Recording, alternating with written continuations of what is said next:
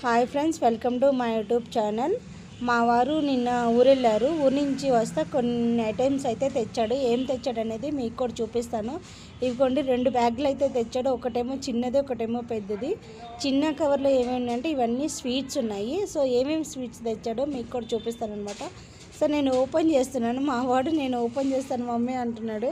కాకపోతే ఏంటంటే కవర్ కొంచెం గట్టిగా వాళ్ళ నానమ్మ ముళ్ళేసింది కాబట్టి తీయడం కష్టంగా ఉంది నాన్న, నేను తీస్తానని చెప్పాను.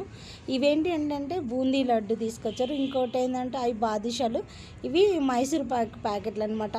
ఈ మైసూర్ పాక్ ఏంటంటే ఇక్కడ దొరకదు అనమాట. అక్కడ ఆంధ్రాలో నుంచి తెచ్చేది ఏంటంటే కొంచెం నాకైతే బాగుంటుంది. సో ఇంకా పెద్దక మూటలు ఏమున్నాయి అనేది అన్నీ తీస్తాను.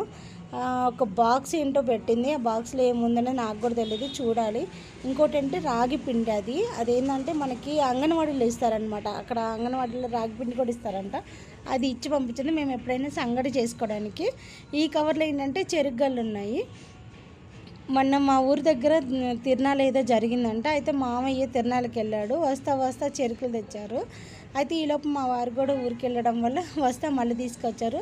ఇదేంటంటే కారం పొడి. ఈ కారం పొడి అంటే మనం అన్నంలో కానీ దోశల్లో కానీ ఇడ్లీలో వేసుకొని తినడానికి బాగుంటుంది. మా అత్తయ్య ఈ కారం మాత్రం ఎక్సలెంట్గా వేస్తుంది.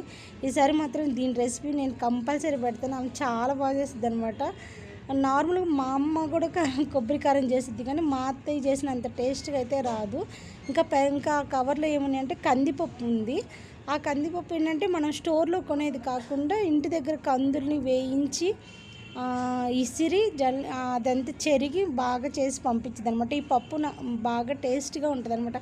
కొంచెం వేసి కూర చేసుకున్నా కానీ పప్పు చేసుకున్నా కానీ బాగా టేస్ట్ ఉంటుంది అనమాట.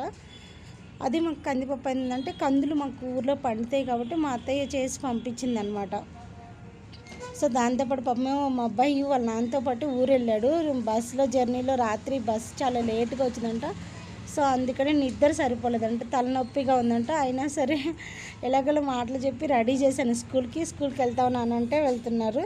సో తను వెళ్తే చిన్న బాబు కూడా వెళ్తారు. 2 days బాగా మిస్ అయిపోయాడు అనమాట. అందుకే ఇద్దరు కలిసి వెళ్తున్నారు. Thank you.